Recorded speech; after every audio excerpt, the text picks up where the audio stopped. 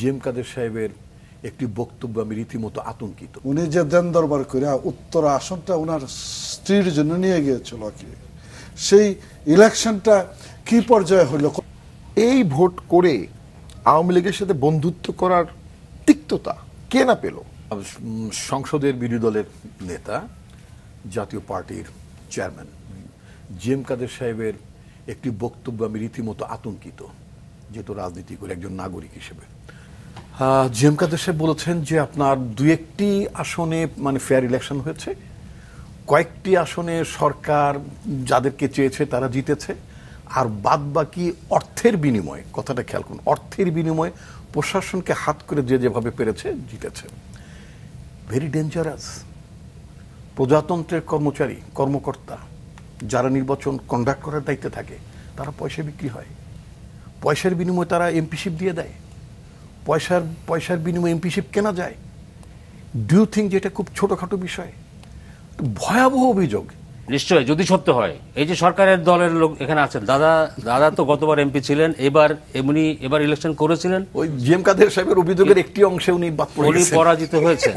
তো দাদার মতো একজন মানুষ যখন পরাজিত হন তখন তো জিএম কাদের অভিযোগটাকে তখন জিএম কাদের সাহেবের অভিযোগ কি সত্য বলা যায় কিনা? আচ্ছা, আপনি নিজের এক্সপিরিয়েন্সটা বলেন দাদা। আর এই যে অভিযোগটা, না ধরেন আমার এলাকায় নির্বাচন হয়েছে, বিকেল 4টা পর্যন্ত ভোট গ্রহণও হয়েছে, ভোটারের উপস্থিতিও সন্তোষজনক ছিল।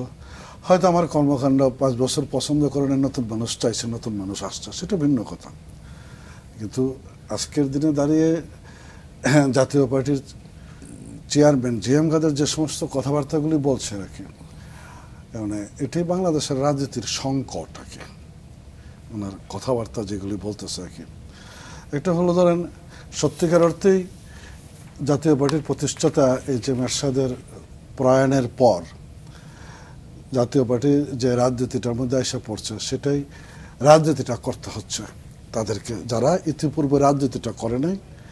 জাতীয় পার্টির চেয়ারম্যান এইচ এম এরশাদের নেতৃত্বে কাজ করে গেছে।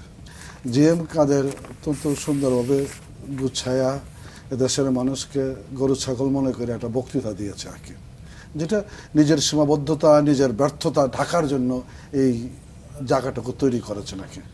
মানে পার্সোনালি কোনো অ্যাটাকে যায় নাই, কিন্তু উনি যে দেন দরবার করে উত্তর আসনটা ওনার স্ত্রীর জন্য নিয়ে গিয়েছিল কি, সেই ইলেকশনটা কি পর্যায়ে হইলো, কতটুকু ইলেকশনটা করলেন, কতটুকু করলেন না, কেন ওই জায়গাগুলি হলো, এই আলোচনাটা তুলে নিয়ে আসলেই দেখা যাবে একে যে অন্তঃসার শূন্য একজন নেতা জিএম কাদের এসে দাঁড়িয়েছে। Sorry for the language.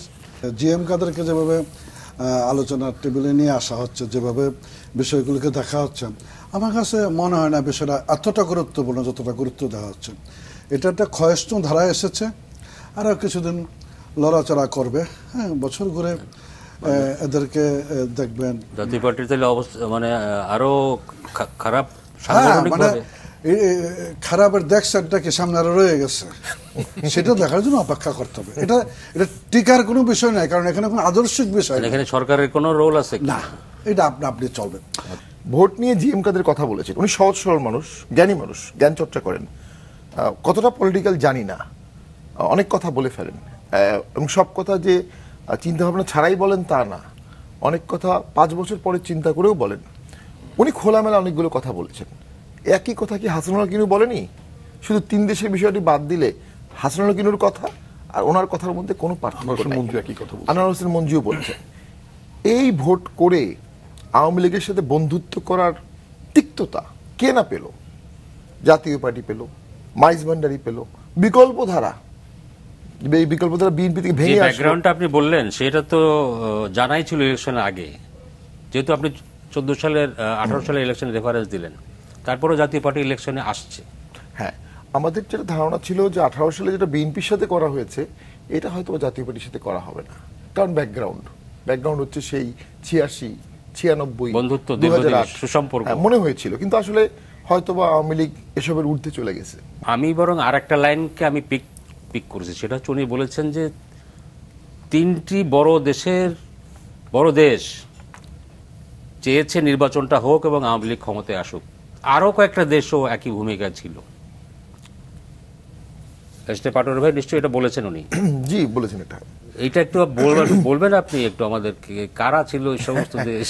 2005-06 সালে শার্পলি দেশ বিদেশিরা দুভাগে বিভক্ত ছিল, নট দুভাগে, এক ভাগে। সবাই একটা পট পরিবর্তন চাচ্ছিল। যখন বিএনপি একটা বিভ্রান্তিমূলক ভোটার লিস্ট নিয়ে ভোট করতে চাচ্ছে, তখন মইনু আহমেদ একটা চিঠি নিয়ে আসলেন যে ইউনাইটেড নেশনসে বাংলাদেশের সোলজাররা যাবে না, এবং মোখলেস সাহেবকে চর মারলেন রাষ্ট্রপতি ভবনে। সব দেশ কিন্তু ছিল।